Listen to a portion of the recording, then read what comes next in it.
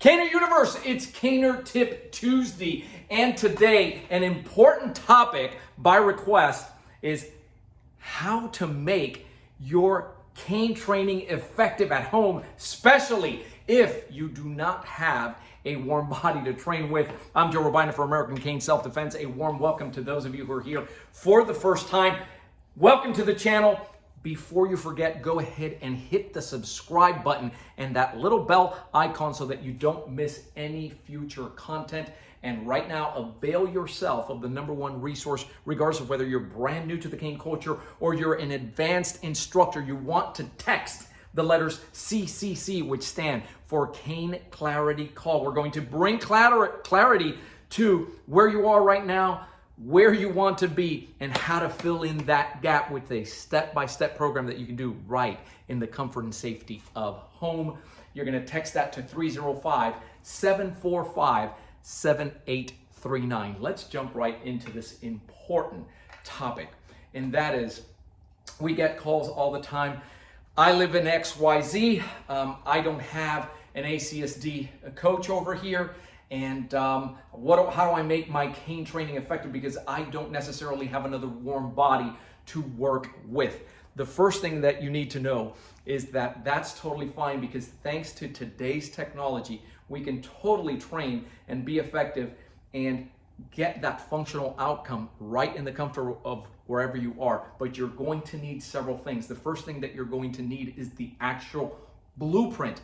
That is the curriculum. And the curriculum should allow you to be effective even if you don't have a training partner or any equipment other than that cane. So I'm going to take, just for the purpose, just to illustrate something very small, and then show you how we take that and make it functional and effective on the different components of training. So if I were to take something that looks like this, right, and I'll do that slow for you again. It looks here to here, and now there's a stepping in and what looks like a figure eight, just something very short from a cane flow sequence. Cane flow are not forms. First of all, ACSD does not have long traditional martial art forms with canes or empty hand. Nothing wrong with it. It's just not what we do. What we have are short exercises that teach you the alphabet of the system, and then that alphabet that you write in print, you're going to start writing in cursive later on. That's your cane flow. So what I did there was just take something very short that is designed to teach you principles. The first thing we're going to do is, for those of you that write and you say, hey, do you have something, some type of, what do I do when I can't move around a lot? I want you to show you. This is what coaches are going to point out to you in that particular sequence. This is what you need to be able to do as far as footwork. Forget what I was doing with the hand. You need to be able to go into this stance, so shift your weight over. Martial artists call this oftentimes a cat stance, and from that cat stance, you should be able to do this and then sidestep and do this at an angle. This is not a complete, just sidestep. It comes in at an angle. If you can do that, then you're able to do that. So that's the first thing that you should know. The second thing is, we're going to break this down, and you should be able to have a talk through. So whoever's showing you this, you should be able to visualize and say, okay, what I'm doing here is there's a roundhouse punch coming at me with the right hand. I'm knocking that down. I'm striking now to the clavicle and or the head region, right? If you need to do that right within the neck, we don't go out there and just tell you to smash people. You're working in a very tight area where you can't open up fire. So it's just very short in here. I'm using that horn to step through and strike. This is a checking mechanism, right? A power shot that's coming down, so that after I do that, I'm coming down with a 1. Now I'm stepping off to the side and coming with a low 4, coming right back with a 5, which is that figure 8. That's called a talk through. You should be able to, whatever movement you're doing, be able to explain it. Explain it. The next component is, if you have a bag, you can, right, it's going to help you. Is it absolutely necessary? It's not. It's not. But it'll show you, this is the Bob, Caner Bob Versus bag.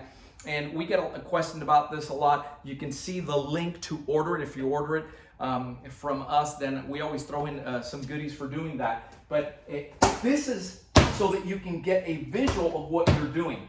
This movement, for those of you that follow ACSD or in the curriculum, you have it in form number 3. It gets introduced. It looks something like this, that hooks, and then there's a smash. In this particular flow, what we did was come in here. Then there's a stepping, right, to cover, taking out, and then coming right back. So that's the second component, is if you have a bag, especially an anatomical bag, you can make contact. You should be able to know what the application is to something like that.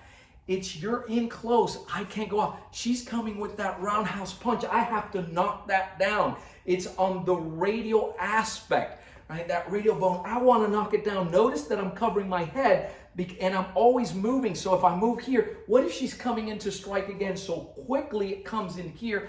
I'm stepping through to strike. Now, what is this about? Is this a strike? This is a checking mechanism in the event she might be coming over, right? If she might be coming over, and if she does decide to attack, there we go, taking out the shin and coming back with that figure 8. In your home training, you should be able to have something like that you can practice and build into that memory.